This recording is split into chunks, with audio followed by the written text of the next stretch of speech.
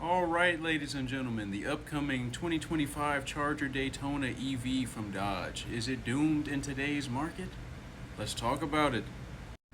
As you know, the auto industry is in a pivotal juncture right now, what with brands pushing towards electrification and hybridization as a result of market demands and environmental concerns.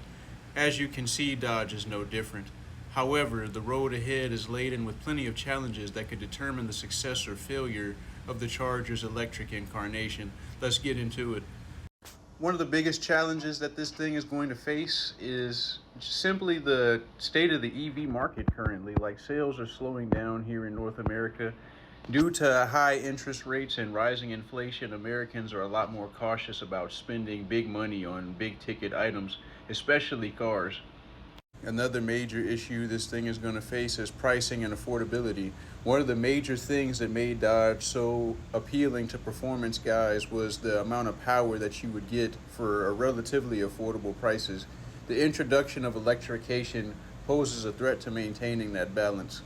Not only that, but EVs are sitting on lots longer than their ICE counterparts and depreciating a lot faster, which is a cause for concern among the average American consumer. Not to mention the other concerns like range anxiety. Like, as far as we know currently, the RT EV is going to make 317 miles on a full charge, and the Scat Pack EV will make 260, which is respectable, but then the lack of electric infrastructure in this country comes into play. Outside of major metropolitan areas, this car won't be viable to consumers. If Dodge wants to see this thing succeed, they're going to have to work on the easing consumers' range anxiety, improving electric infrastructure so that there are stations to charge it, as well as offering some innovative home charging solutions for the consumer. And then there's another major issue. The Mopar community simply isn't feeling it the way they need to in order for this thing to be viable. According to Mopar insiders, who did a recent survey on their social media account back in March, 86% of their readers prefer the upcoming ICE-powered Dodge Charger 6-pack set to release in early 2025 over the electrified Charger Daytona, which doesn't surprise me at all. Like, the Dodge fan base is known for gas, it's known for performance. You're going to have to ease the Mopar community into electrification. It's not going to happen overnight. Now, the features they plan on offering for this thing are pretty cool, I guess, but you already know that they're going to be expensive and they're going to bring the price of this thing up exponentially. Mind you, we still don't even know a baseline price tag for this thing, let alone dealership markups. I agree with Mopar insiders on this point here that the pricing of this thing will be pivotal to its success. If this thing comes here being over $75,000, it's dead in the water.